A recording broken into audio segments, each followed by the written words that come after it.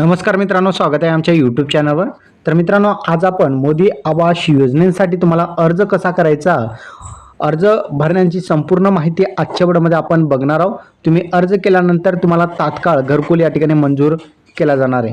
शासन निर्णय तुम्हाला सुद्धा दाखवणार आहे, कोणता शासन निर्णय अंतर्गत या ठिकाणी कोणाला मोदी आवास योजनेचा लाभ मिळणार आहे याची संपूर्ण माहिती आजच्या व्हिडिओमध्ये बघूया. तर चला व्हिडिओ स्टार्ट करूया. तर मित्रांनो, आता बघितलं तर राज्यात इतर मागास प्रवर्ग, विमुक्त जाती, भटक्या जमाती आणि विशेष मागास प्रवर्गातील लाभार्थ्यांना आता मोदी आवास योजनेचा लाभ दिला जाणार आहे. यासाठी 10 जून 2024 रोजीचा हा शासन निर्णय आहे. यामध्ये बघू शकता, महाराष्ट्र शासन इतर मागास बहुजन कल्याण विभाग यांच्या मार्फतचा हा शासन निर्णय आहे. या अंतर्गत आता इतर मागास प्रवर्ग, विमुक्त जाती, भटक्या जमाती आणि विशेष मागास प्रवर्गातील लाभार्थ्यांना आता मोदी आवास योजनेचा लाभ दिला जाणार आहे. तर अशा प्रकारे बघितलं तर आता यामध्ये जी पात्रता आहे वाढवण्यात आलेली आहे. जे विमुक्त जाती असेल, इतर मागास प्रवर्गातील नागरिक असेल, त्यांना या योजनेचा आता लाभ दिला जाणार आहे. तर मित्रांनो, या ठिकाणी बघितलं तर मोदी आवास योजनाचा हा फॉर्म आहे. या फॉर्मची लिंक मी तुम्हाला डिस्क्रिप्शनमध्ये देणार आहे. त्या ठिकाणाहून तुम्ही या ठिकाणी जो आहे हा फॉर्म डाउनलोड करू शकता, किंवा तुमच्या जवळच्या पंचायत समितीमध्ये सुद्धा तुम्हाला मोदी आवास योजना घरकुल योजनेचा तुम्हाला फॉर्म मिळेल. तर या ठिकाणी बघितलं तर महाराष्ट्र शासनाचा हा फॉर्म आहे. इतर मागास बहुजन कल्याण विभागांचा हा फॉर्म आहे. तुम्हाला हा फॉर्म भरून द्यायचा आहे. या ठिकाणी ग्रामपंचायतचं नाव टाकायचं आहे, तालुका टाकायचं आहे, जिल्ह्याच्या ठिकाणी तुमचं जिल्ह्याचं नाव टाका, माननीय गट विकास अधिकारी पंचायत समिती तुम्हाला या ठिकाणी टाकायचं आहे. या ठिकाणी तुमचं जिल्ह्याचं नाव टाकायचं. जो सातारा जिल्हा आहे त्याला खोडून तुम्ही तुमचं जिल्ह्याचं नाव सुद्धा टाकू शकता, किंवा नवीन फॉर्म तुम्ही पंचायत समितीमधून घेऊ शकता. या ठिकाणी विषय असेल मोदी आवास घरकुल योजना अंतर्गत घरकुलांचा प्रस्ताव मंजूर करण्याबाबतचा हा प्रस्ताव असेल, आणि या ठिकाणी तुम्हाला तुमची ग्रामपंचायत टाकायची आहे. या ठिकाणी लाभार्थी मोदी आवास योजना घरकुलसाठी तुम्ही या ठिकाणी घरकुलांचा प्रस्ताव मंजूर करण्यासाठी ग्रामसभेने निवड करून शिफारस केली असल्याबाबतचा हा फॉर्म असणार आहे.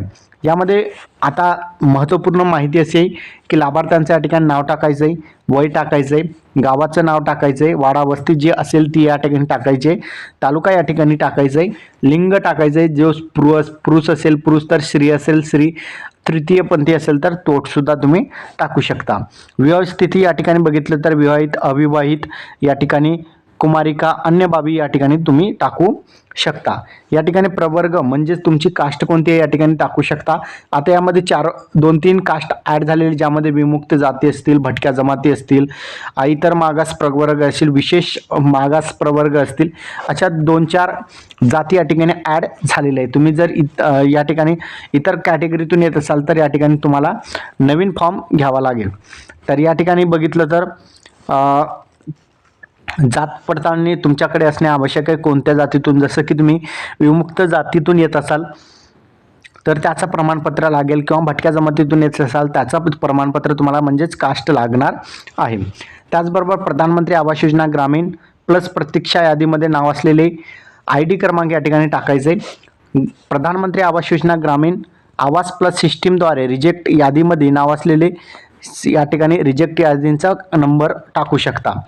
वरील अनुक्रमांक 6 आणि 7 व्यतिरिक्त जर तुम्ही लाभार्थी असाल तर या ठिकाणी होय करा, जर नसाल तर नाही करायचं आहे.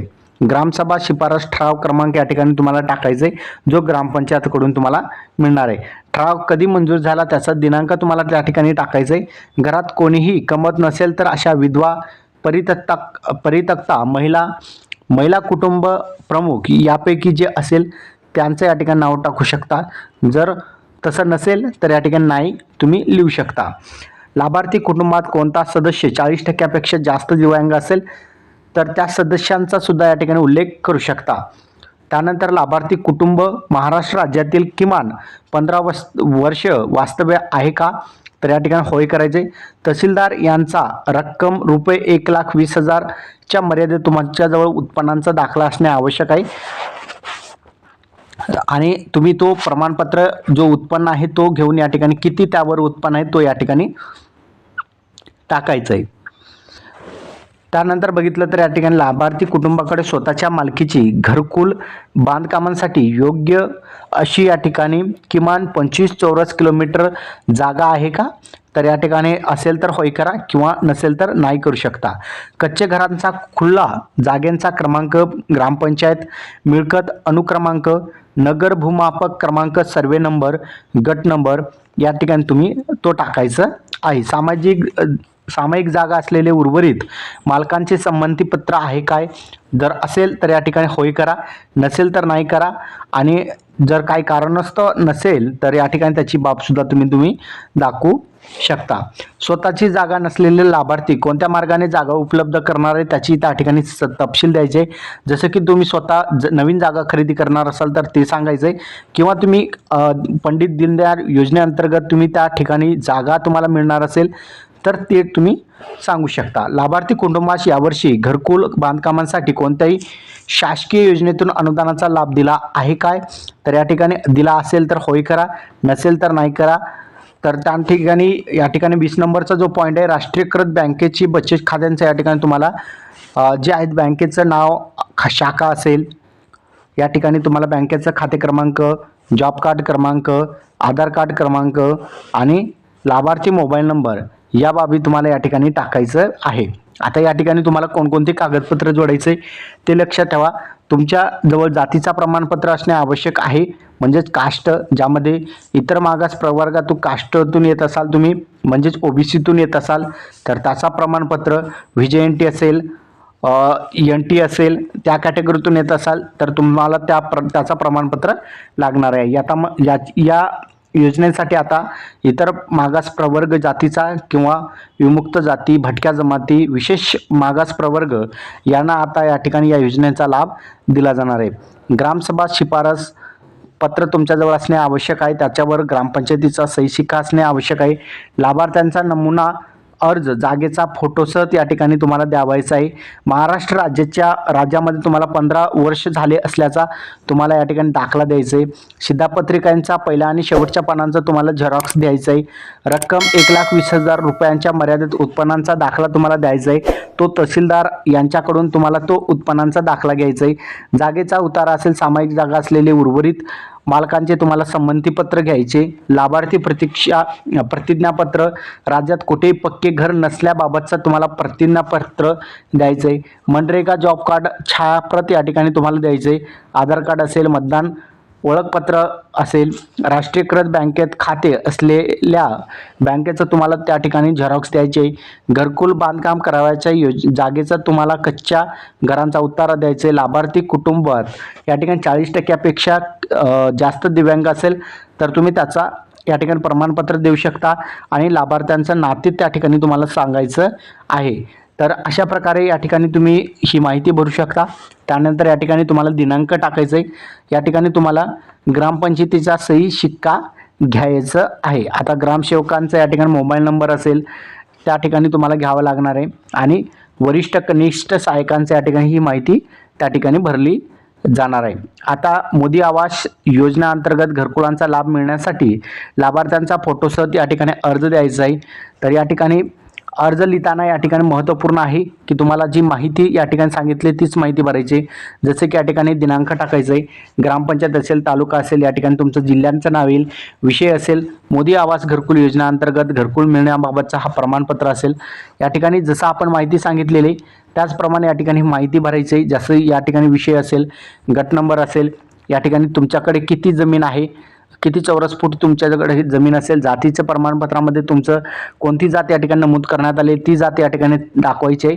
आणि या ठिकाणी 4 इंच बाय 6 इंच साईजचा तुम्हाला या ठिकाणी फोटो, रंगीत फोटो या ठिकाणी चिटकवायचं आहे. खाली दिलेल्या रकान्यामध्ये तुम्ही या ठिकाणी फोटो चिटकू शकता आणि या ठिकाणी तुम्हाला तुमची सही करायची. या ठिकाणी तुमचं संपूर्ण नाव टाकायचं आहे. लाभार्थ्यांचं या ठिकाणी टाकावं लागेल. आता लाभार्थ्यांचं तुम्हाला मोदी आवास घरकुल योजनेसाठी लाभार्थी प्रतिज्ञापत्र, रक्कम 100 रुपयांचा बाउंड पेपरवर हा तुम्हाला प्रतिज्ञापत्र लिहून घ्यायचं आहे, ज्यामध्ये मी सत्य प्रतिज्ञापूर्वक प्रतिज्ञा करतो की या ठिकाणी तुमचं नाव टाकायचं आहे, तुमचं राहणार टाकायचं आहे, तालुका असेल. आता या ठिकाणी मोदी आवास योजना घरकुलांसाठी या ठिकाणी तुम्ही जे आहे शिफारस करत असल्याबाबतचा हा अर्ज असेल, प्रतिज्ञापत्र असेल. या ठिकाणी तुम्हाला जात टाकायची, तुमचं गट नंबर, ज्या गट नंबरमध्ये या ठिकाणी तुमची जमीन आहे ती टाकायची आहे, किती चौरस फूट जमीन आहे ती टाकायची आहे. आणि या ठिकाणी खाली यायचं आहे. खाली या ठिकाणी तुम्हाला प्रतिज्ञापत्रावर या ठिकाणी सही द्यायची आहे आणि या ठिकाणी तुमचं संपूर्ण नाव टाकायचं आहे, ठिकाण आणि दिनांक या बाबी टाकून हा 100 रुपयांचा बाउंड पेपरवर तुम्हाला ही प्रतिज्ञापत्र घ्यावी लागणार आहे. आता ग्रामपंचायतींचा शिफारस पत्र तुम्हाला घ्यायचं आहे, ज्यामध्ये तुमचं नाव असेल, राहणार असेल, तालुका असेल, या ठिकाणी संपूर्ण टाकायचं आहे. तुमचं नाव या ठिकाणी संपूर्ण टाकायचं आहे, दिनांक टाकायचं आहे, ठिकाण टाकायचं आहे. तर हा झाला तुमचं शिफारस पत्र झाला आणि या ठिकाणी ग्रामपंचायतीचा सही शिक्का तुम्हाला घ्यायचा आहे. हे विसरायचं नाही, ग्रामपंचायतीचा सही शिक्का तुम्हाला कंपल्सरी घ्यावी लागणार आहे. आता मोदी आवास घरकुल योजनेसाठी तुमची छाननी कशी होणार, त्याचबरोबर पडताळणी कशी होणार या ठिकाणी त्यांनी दाखवलेलं आहे. लाभार्थ्यांचं नाव या ठिकाणी टाकायचं आहे आणि आवश्यक तिथे या ठिकाणी टिक मार्क अशी खूण करायची आहे. जसं की ग्रामपंचायतीचा या ठिकाणी नाव टाकायचं आहे, वाडा वस्ती क्रमांक या ठिकाणी तुम्ही देऊ शकता. ग्रामसेवक यांच्या घरकुल मागणी आहे का या ठिकाणी होय करायचे. उपविभागीय अधिकारी यांनी दिलेल्या जातीच्या दाखलानुसार प्रत्यक्ष जात क्रमांक आणि दिनांक या ठिकाणी नमूद केलेला आहे का, तर या ठिकाणी होय लिहायचं आहे तुम्हाला. त्याचबरोबर या ठिकाणी बघितलं तर प्रधानमंत्री आवास योजना ग्रामीण अंतर्गत प्रतीक्षा यादीमध्ये नाव असलेल्या, तर या ठिकाणी प्रधानमंत्री आवास योजनेअंतर्गत ग्रामीण योजनेच्या प्रतीक्षा यादीमध्ये तुमचं नाव असेल तर या ठिकाणी 9 अंकीचा क्रमांक लिहायचा आहे. रिजेक्टेड यादीमध्ये नाव असेल तर या ठिकाणी तुम्हाला रिजेक्टेड क्रमांक या ठिकाणी लिहायचं आहे.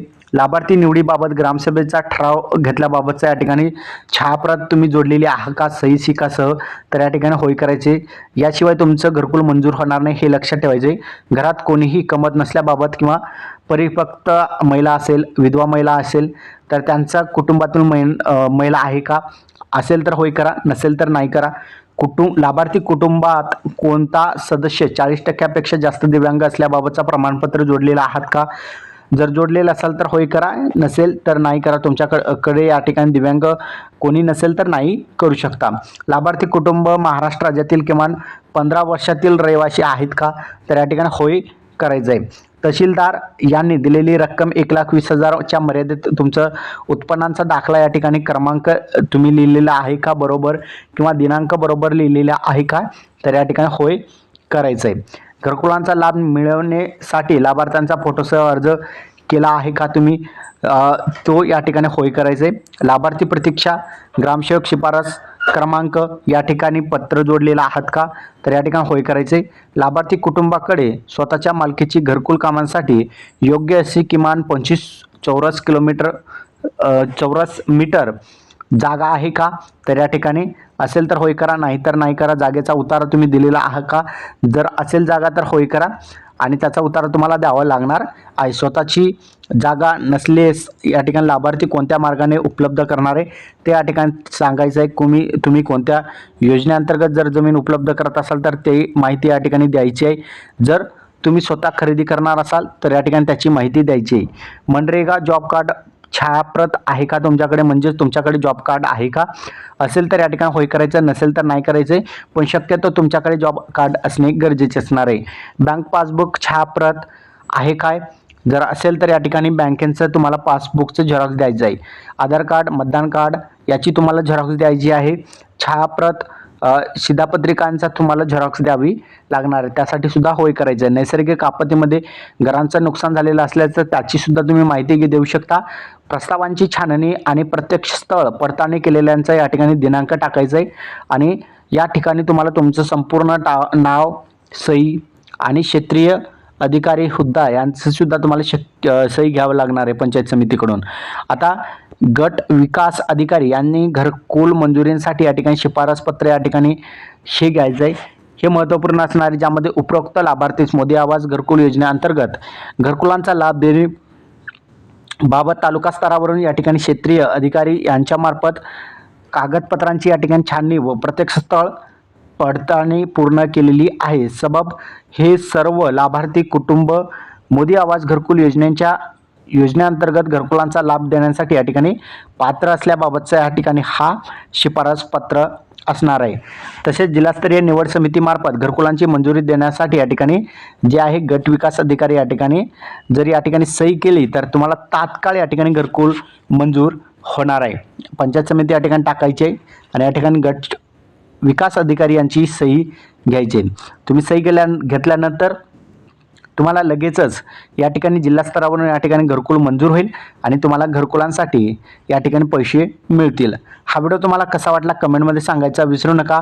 हा व्हिडिओ जास्तीत जास्त तुम्हाला नागरिकांपर्यंत शेअर करायचे, ज्यामध्ये विमुक्त जाती असतील, भटक्या जमाती असतील, इतर मागास प्रवर्ग असतील, विशेष मागास प्रवर्ग असतील, या कॅटेगरीतून तुम्ही जर येत असाल तर आता तुम्हाला मोदी आवास घरकुल योजनेसाठी लाभ दिला जाणार आहे. महाराष्ट्र शासनामार्फत मी सुरुवातीला तुम्हाला GR दाखवलेले, त्या GR नुसार तुम्हाला या ठिकाणी लाभ दिला जाणार आहे.